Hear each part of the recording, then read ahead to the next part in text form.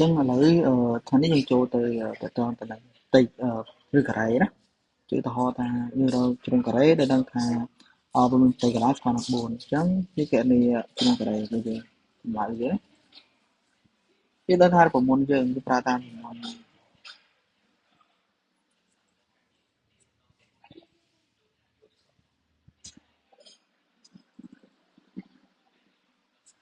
ផ្ទៃកន្លែងការ៉េស្មើយើងហ្នឹងស្មើការ៉េអញ្ចឹងពេលនេះយើងទាញរកជ្រុងវាស្មើនឹងរឹសនៃផ្ទៃកន្លែងអញ្ចឹងដោយនិយាយថាផ្ទៃកន្លែងដែលគេឲ្យមកនោះគឺស្មើនឹងនេះ4សង់ទីម៉ែត្រជាងកណ្ដោ4សង់ទីម៉ែត្រការ៉េអញ្ចឹងនោះរបស់ជ្រុងរបស់យើងគឺស្មើនឹង4សង់ទីម៉ែត្រឬ4សង់ទីម៉ែត្រអញ្ចឹងដោយសារតែ4យើងរៀននេះហើយ4ស្មើនឹង2ការ៉េអញ្ចឹង2ចេញមកអាន4ចេញអាន2ការ៉េចេញ2ណាអញ្ចឹងចម្លើយវាស្មើនឹង2សង់ទីម៉ែត្រ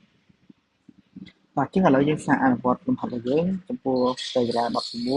64និង100នៅចំណាំទីនេះគឺប្រយោគថែមអឺចំពោះយើងឃើញវិចារបែបនេះសញ្ញានេះគេអានថារឹសហើយគេហៅថារ៉ាឌីកាល់ហើយចំណុចនៅក្នុងនេះ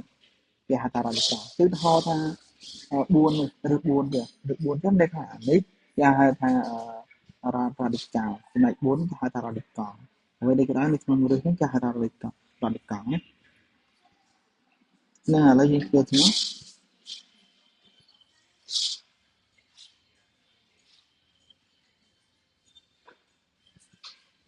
អូខេអញ្ចឹងនេះគឺជាលក្ខណៈដែលយើងត្រូវអនុវត្តបន្តទៀតខ្ញុំនិយាយថា4ទៅស្មើនឹងប៉ុន្មានដែរ4ទៅស្មើនឹង2ការ៉េទៅស្មើនឹង2ចុះឬ9ស្មើនឹង3ការ៉េទៅស្មើនឹង3ដែរអញ្ចឹងសមមកយើងធ្វើស្អីណាយើងចូលទៅនឹងទៀតគឺរគូបទៅថតថាជ្រុងគូបមួយដែលដឹងថាជារបស់ក្នុងគូបដែលដឹងថាមានអូវាស្មើនឹង8សង់ទីម៉ែត្រគូបនេះគឺជារូបគូបរបស់យើងជាតាមរូបរបស់យើងអឺនេះទូស្មើគេ v ស្មើនឹង a ពី8អញ្ចឹងគឺរក a នោះស្មើនឹងរូបទី3នៃនេះ y ដែលជានៃមាត្រអញ្ចឹងដោយ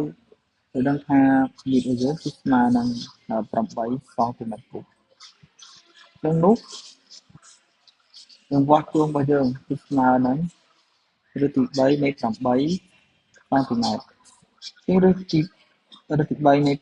ស្មើនឹង2/3សង់ទីម៉ែត្រជាងចល័តវាស្មើនឹង2សង់ទីម៉ែត្រដូច្នេះវាអាចឆ្លើយបានថាគូបរបស់យើងមានវាស់ជ្រុងស្មើនឹង2សង់ទីម៉ែត្រហើយនេះគឺជាលំហាត់អនុវត្តដែលយើងត្រូវធ្វើ